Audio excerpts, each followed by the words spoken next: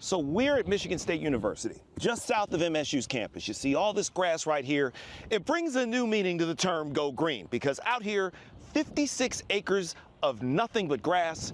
But this grass has a very special purpose, because when the world watches the World Cup, it's coming from right here. Really, literacy is going to be part of the legacy that the governor wants to leave behind once she leaves office, because as you've mentioned, those reading scores have absolutely plummeted here in the state of Michigan. And don't crowd the plow is not just a marketing slogan.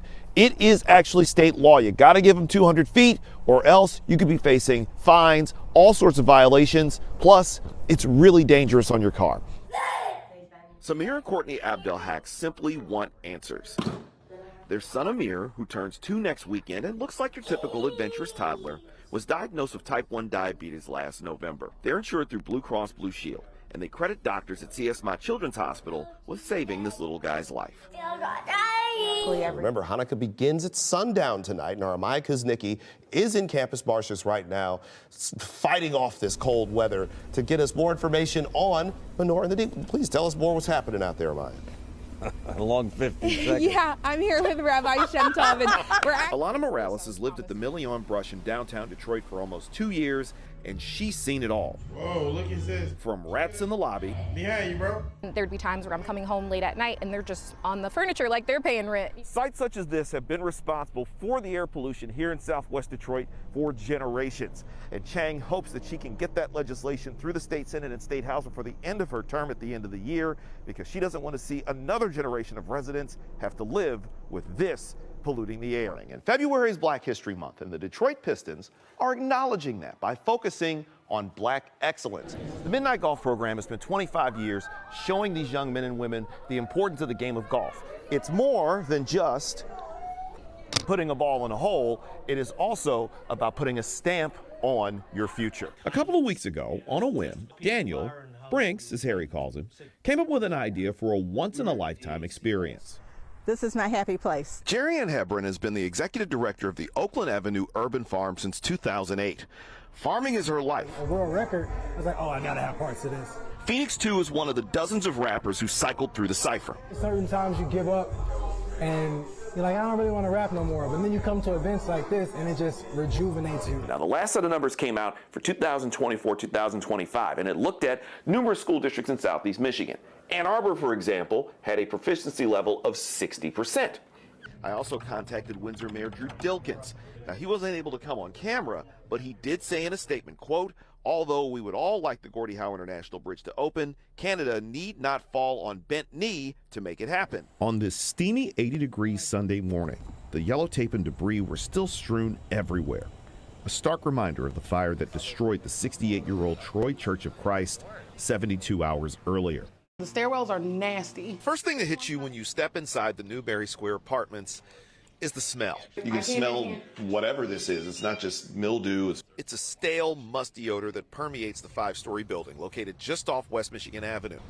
It has been without air conditioning for weeks, from flagpoles and bridges to the rafters of Joe Louis Arena. And this year she's had a hand in celebrating the, Semi-cinquentennial? Semi-quincentennial. By 2004, his creative superhero-esque player intros had become must-see TV. I didn't have an arena voice. That rich, thick, beautiful voice.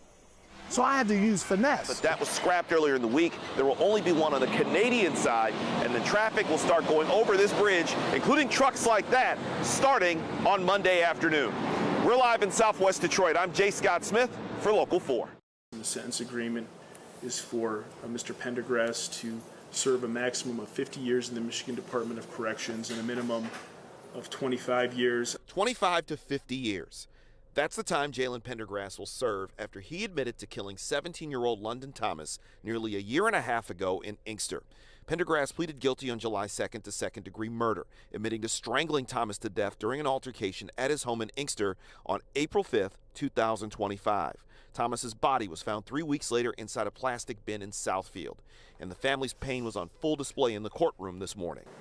And I ain't never been able to have animosity in my heart for nobody.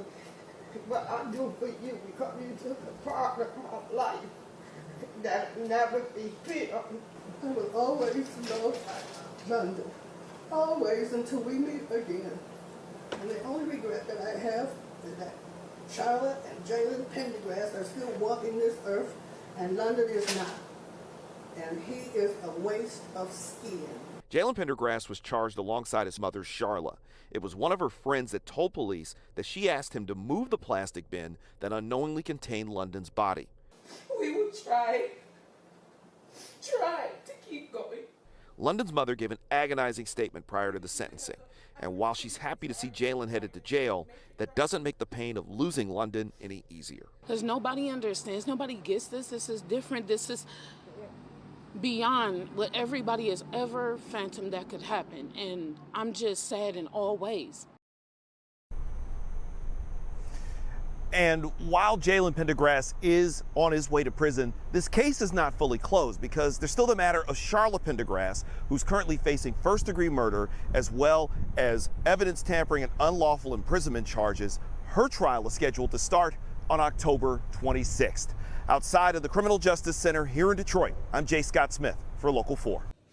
And welcome back to Local 4 News on this Sunday morning. And the annual DPS-CD Hall of Fame Alumni Gala was last night. Now, it's the yearly event where DPS inducts and honors alumni who've made their mark on the community. And during the event, there was a major announcement that the district says is going to change the way we look at the neighborhood high schools. Starting this fall, 9th graders at 11 Detroit public neighborhood high schools will be the first to participate in a new approach to learning. Oftentimes, one of the biggest deterrents from students wanting to go in college is being out of their comfort zone. In what is being called a redesign, DPS will allow students to choose a pathway to one of 5 diplomas, ranging from honors to skilled trade to a dual degree. And the district says it's the most significant structural change to DPS in decades. Carrie Mitchell is the president of DPS's Alumni Foundation. Our strategic plan goals are reducing chronic absenteeism, wanting our students to really come to school so they can learn and get the best education that we can provide. As part of the plan, by junior and senior year, students will spend more time outside of the school building with the introduction of dual enrollment programs for college credit at schools such as Wayne State, U of M Dearborn, and Wayne County Community College. And this redesign also addresses the long-standing perception that DPS only cares about 3 high schools. We got to get beyond this idea that, well, if I don't get in Cas, I don't get in King, or I don't get in Renaissance, then I can't go to DPS-CD. Dr. Nikolai Vitti is Detroit School Superintendent. I've always said in Detroit, we don't have a talent gap, we have an opportunity gap. What does this school mean to you? What does Western High School mean to you? This school means legacy for me. Angel Garcia has been the principal at Western High School since 2015. This school is part of his DNA. My father taught here. My aunt was the principal here years ago. And it means legacy and it means building the future for students like me. Western is one of 2 schools where the redesign was rolled out this year, along with East English Village. Now, Western was chosen because it's got one of the city's largest student bodies.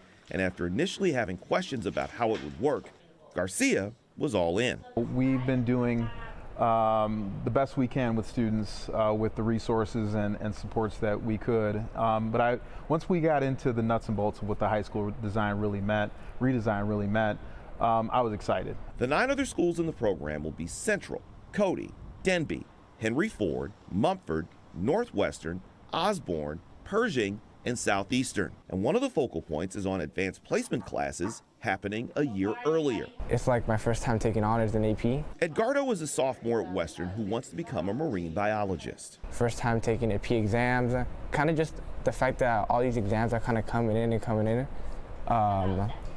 But yeah, 10th grade's been going really smooth. I'm taking one AP class right now. It's AP seminar. Chloe is also a sophomore, and she wants to work as a nurse. It's honestly been really good because it's basically just an ELA class, and I've always been really good in ELA. So it's not as challenging, but it's definitely helped me strengthen my writing and my typing skills. This redesign is seen as a shot in the arm to the near dozen schools that have felt overlooked for decades. And for Angel Garcia, it makes the sales pitch of getting a family to choose Western a whole lot easier. If I were to talk to a prospective parent right now, I would just say that our programming here at Western is built to not allow your student to fail and to fall through the cracks. In Southwest Detroit, I'm Jay Scott Smith for Local 4.